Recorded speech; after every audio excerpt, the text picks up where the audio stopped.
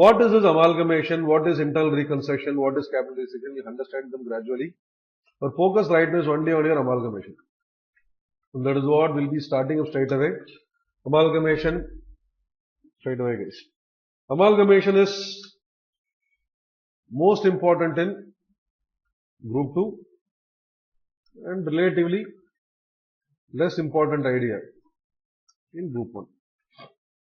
Most of the examination questions in group 2 are from amalgamation. Most of the examination questions in group 1 are from internal reconstruction. They don't distribute directly. Out of 10 questions, 6 or 7 would be internal reconstruction in group 1. Exactly opposite in your group 2. The other 3 would be the next idea. What is amalgamation? Any input is? What exactly is an amalgamation all about?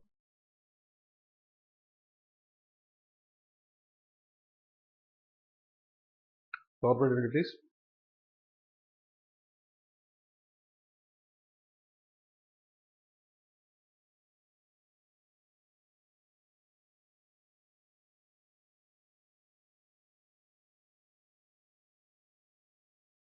That is what it is.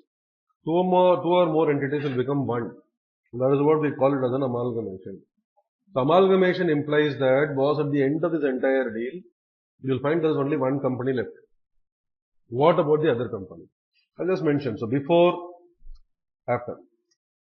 So before we can have A limited and B limited, after we will be having only A limited.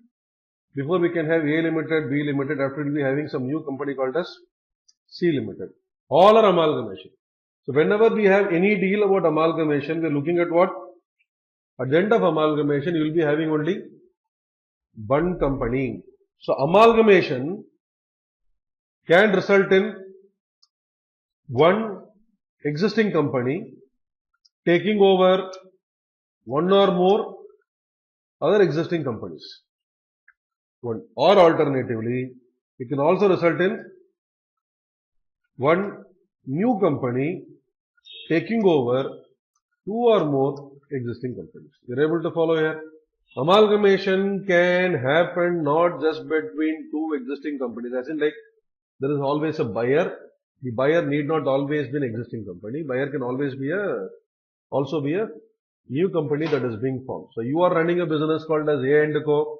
I am running a business called as B and Co. I come and tell you that B and Co will take over your business. Let us do this business together from tomorrow onwards. Amalgamation. Both of us come together, create a new entity called as C and Co. That is also called as amalgamation. That is what it is all about again. So when we start dealing with amalgamation, do watch out for these small specific points. Common misunderstanding is that people deem only the second case as amalgamation. People ignore the fact that first is also an amalgamation. Rendume amalgamation. This is also amalgamation. This is also amalgamation. Both are amalgamation. Please be very, very clear. Don't understand that two companies forming new entity is amalgamation. It's not that way. Two companies becoming one, the amalgamation. Clear, guys? Everybody here? Yes? So what exactly is an amalgamation? This is what an amalgamation is all about. Ultimate concept being, at the end of amalgamation, only one company will exist. What about others? Pudu company mulingirum.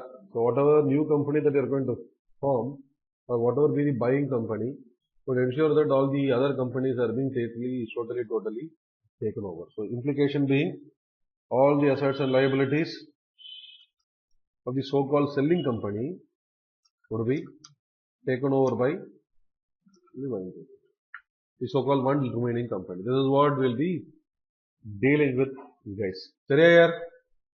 Yes? Next. So when we start dealing with amalgamation, we start focusing on amalgamations kana accounting. Accounting for amalgamation is driven by AS number 14. Accounting standard number 14 deals with something called as accounting for amalgamations, and that is what we'll be adhering to. I just mentioned a very, very critical point right at the outset so that we can be clear about this. Amalgamation is between two or more companies, out of which one will be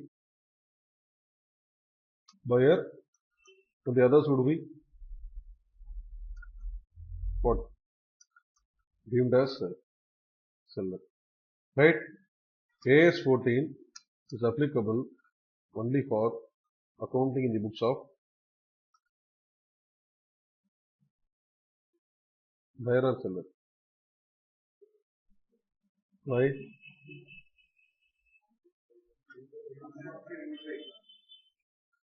Selling company will not exist. Saha or a company ki accounting panna and a panna tail. That's the reality. The company is going to no longer exist. Why do you really need to bother about which accounting side is applicable? You're able to follow the point again. So whenever you're dealing with AS 14, keep it in mind, you're primarily applying AS 14 only on the buying company. That is what the point is all about, guys. Watch out, please. Seriya, guys? Yes? We'll straight away hit this particular point. Once you start looking at AS number 14, you will realize that accounting depends on something called as classification of amalgamation. AS 14 classifies amalgamation into purchase and something called as merger. AS 14 categorizes or classifies your amalgamation into either purchase or alternatively merger. So entire concept relating to your accounting would start only with this small little idea called as what exactly is purchase, what exactly is merger, and then we will understand what exactly is the implication of these two ideas. The 3 journal entries will change, but it does have huge amount of implication in terms of the entire accounting business. Having said that, only in India, you have this merger and purchase and all these IFRS and abroad accounting standards, you'll find that no such distinction is taken, is being given. And by the way, happy news for you all guys. AS number 10 and AS number 6 is up for replacement by a new set of accounting standard, which draft was issued, I think somewhere around the time when I was a student. So it is still there, the same draft, after making some further correction these fellows have brought in, will not be applicable for your May examination. That is my point that I am trying to say. Once you start going to that glorious temple called the CA or that other fantastic place called as Facebook, you will actually find that all Jnanis of this world will come out and tell that AS 10 is going to undergo huge amount of change. Latest I should study. You can study the latest one, but then you should be waiting for your latest examination. You will be keeping on writing the examination till the latest idea has been tested. Don't get near that stuff as on that. If it is actually made applicable or any changes happening, I'll be the first one to come and tell you. So don't worry at all. Don't even worry. Somebody is coming and brainwashing that learn the latest for the examinations. Please. Then you will always be the latest student. So let's go beyond that stuff. So amalgamation is classified into purchase and merger. Watch out for this idea. What is purchase? What is merger? We'll hit that. Then start solving some questions. What is the distinction between purchase and then merger?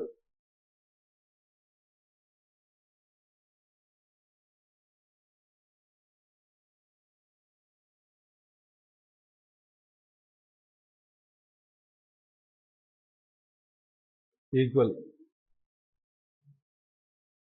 Yeah.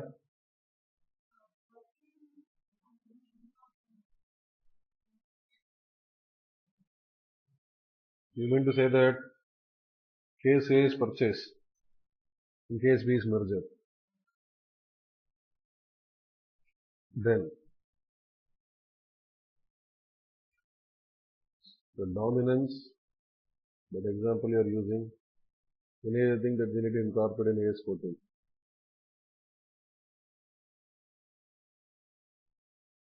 Questions.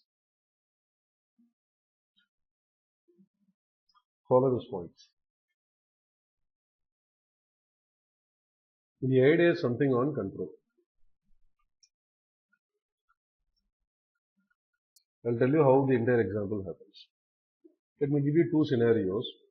One of these scenarios is deemed as merger, the other scenario is deemed as purchase. Let us say that you are doing some business, I am doing some business. And I come to you and tell that, okay guys, let us do this business together from tomorrow. Scenario A. Let us do this business together from tomorrow is scenario A. Scenario B. You are doing a business, I am doing a business. I am coming and telling you that, do something else. From tomorrow onwards, I will be doing my business and your business on a standalone basis. You buzz off. Second scenario. First scenario, let us do this business together. Second scenario, I will do this business, you do something else. You are looking at two possible scenarios. You are able to appreciate. One is a purchase, another is a merger. What is a purchase? Second is a purchase. First is a, what's the point of difference? Control. So the idea being, in the first case,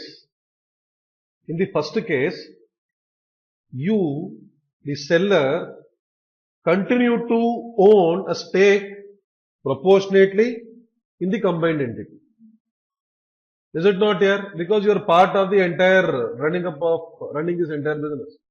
Second case, you don't get that kind of control at all. You don't get that kind of stake at all. That is what is the point of difference between merger and then purchase. You are able to follow the concept. After that, we will be having some 5 conditions, and forever, all your life will always remember this pancha condition as the sole determinant of what exactly is merger or purchase. But let us, before we get, I would say, polluted by those 5 conditions, we'll focus on the concept alone. What's the concept, guys? Difference is control.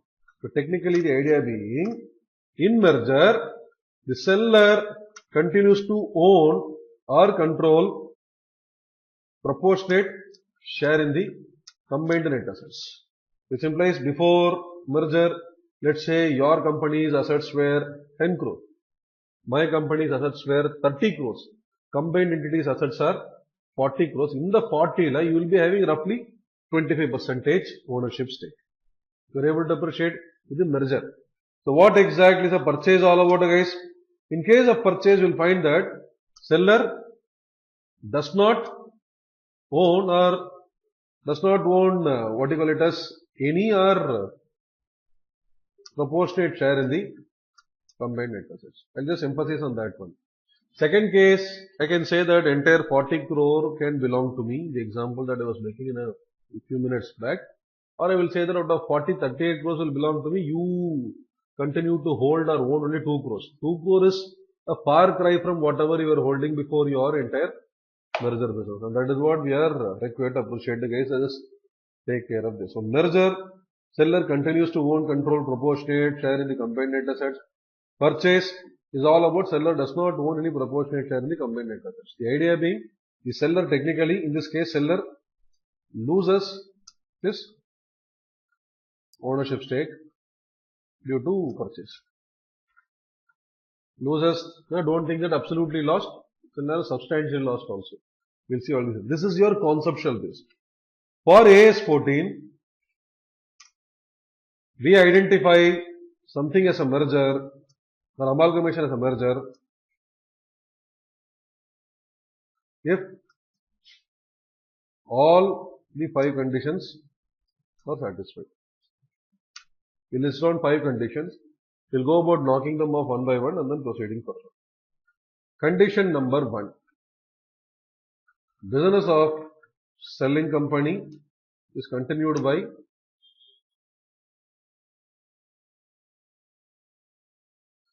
buying company, after taking over the business of seller, should continue to do that particular business. The buyer does not do that particular business. Buyer is purchasing the assets and liabilities but doing a different business. We will not call that as a merger at all. For example, long back, when our country had lots and lots of bottling plants, which were dealing in, let's say, manufacture of soda, so to say, huge amount of bottling plants were there. And all these lots and lots of foreign companies started coming into picture, and alcohol consumption became a bit more hip and mainstream. You found that lots and lots of this mainstream alcohol manufacturing companies started acquiring huge number of bottling plants. So bottling plants which were originally manufacturing only soda or normal water started becoming bottling plants for manufacturing alcohol. Let's say that you were originally having a bottling plant which was engaged only in manufacturing normal harmless soda, so to say, and I am acquiring your business, and tomorrow onwards I am using that place for manufacturing alcohol. Your business I am closing down. I am not continuing that. Is it not here? This will not be deemed as a merger at all. I am acquiring your business, but I am not doing your business. You are able to follow, guys? There are a number of cases that could typically happen that way. Lot of people acquire a business not to do that particular business, but only to get access to the capital, get access only to those assets which can be used for whatever purposes. In number of cases are that.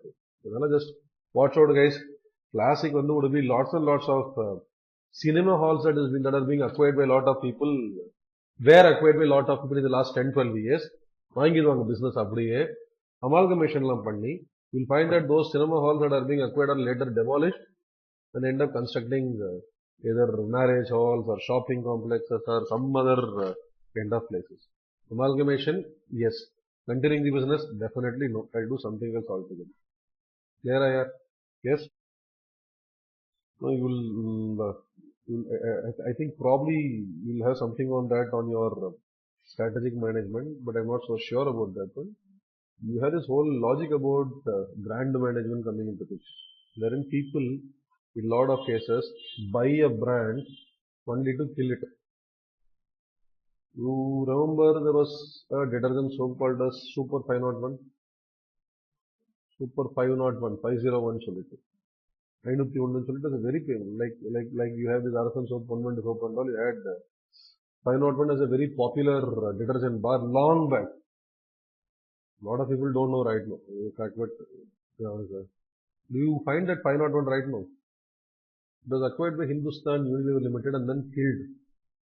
They acquired only for that. 501 is, I don't know how far it is true. They say that like it was representative of the freedom movement also. It was like, manufactured as a challenge against some British companies. And later the same British company acquired 501 and killed it straight away. Thumbs Up is another example, which Gold Spot, Thumbs Up and all were manufactured with the same company, acquired by Coke. They could kill Gold Spot, which later became your Mirinda, so to say. Mirinda origin was the Gold Spot. And Thumbs Up they were not able to kill at all. Thumbs Up is bigger than Coke itself in India. Only in Tamil Nadu is not very popular. Upwards from Andhra onwards is very popular. They could not kill. In a lot of cases, people acquire not to make it big, but rather to destroy it, use it for some other reason. You'll come across lots and lots of these ideas. Anyway. Condition number 1, business of selling company is continued by business of buying company. They don't speak a word about business of buying company at all.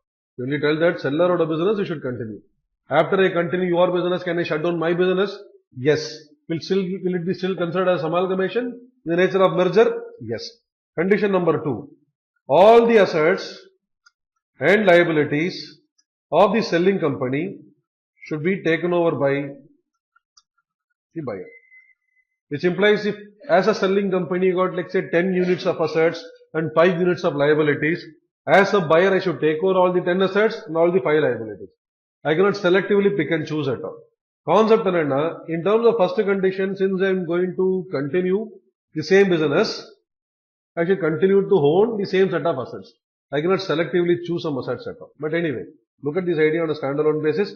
All assets and liabilities of selling company should be taken over by the buying company. Third condition, all the assets and liabilities taken over should be incorporated only at old book values in the books of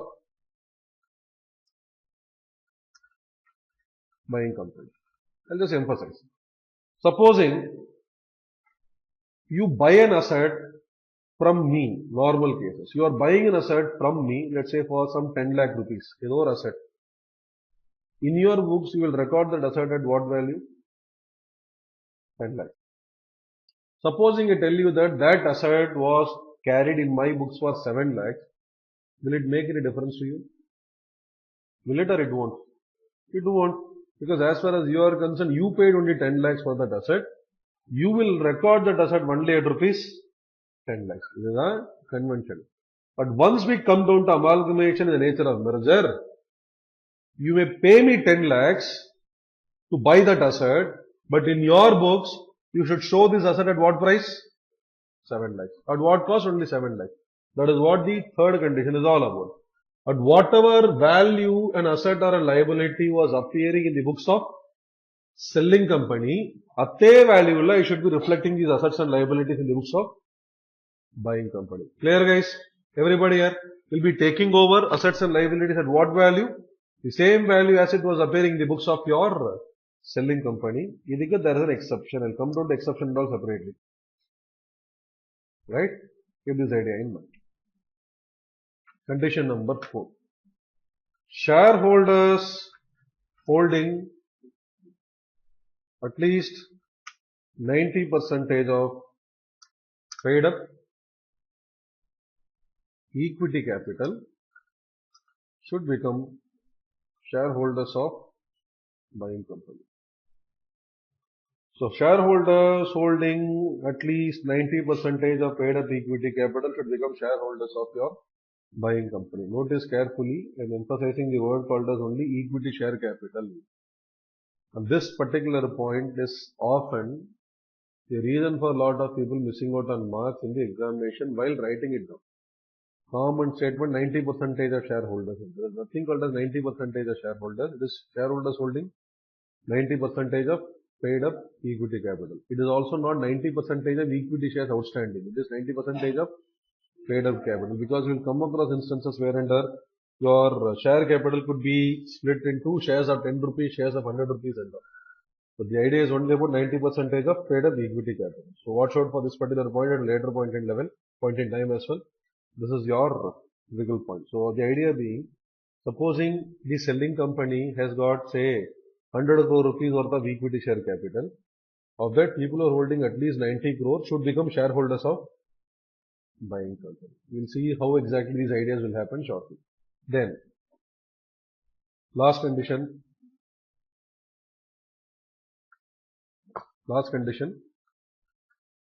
consideration for the above shareholders should be by way of equity shares of buying company only.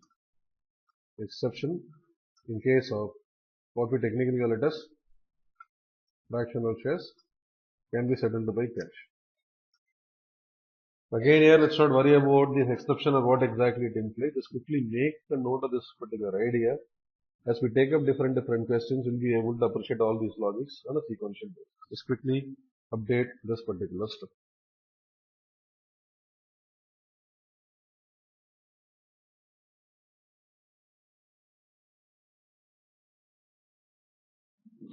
Note print acha pada.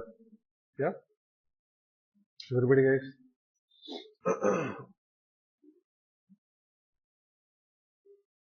Now, so when we start solving questions as far as your examinations are concerned, you will find that most of the activity or most of the examination question revolves around one small little idea called as consideration for a transfer. We'll be hitting straight away. Please follow this question.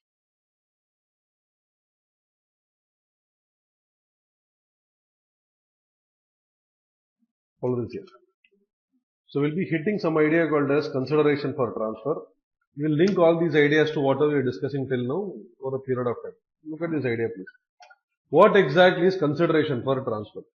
The consideration for a transfer represents what the buying company will pay to the shareholders of selling company. You are technically not buying something from the selling company. You are buying something from shareholders of the selling company. Right? Because selling company will not exist. We are buying the company itself from your shareholders. So what the buying company will pay to shareholders of selling company is technically called as a consideration for transfer. Most books refer this as purchase consideration. I refrain from using this as purchase consideration. I will use it only as consideration for transfer. Again, thanks only to a classroom interaction. Purchase consideration students started asking, why can't I call it as sales consideration from seller's perspective? But you can use it that way also if you are really interested. And then adana purchase consideration. No panchayat, we will use a simple little phrase, consideration for transfer. The consideration for transfer is arguably the most important working as far as any amalgamation is concerned. Out here, we'll focus on what? Consideration would be nothing but value or issue value of shares, debentures, cash, etc. paid by buyer to the shareholder of selling. So we are focusing only on the recipient. Focus on the recipient. Recipient what here? Shareholders of selling. So when you start dealing with something about consideration for transfer, always watch out only for the recipient. Recipient should be your shareholder.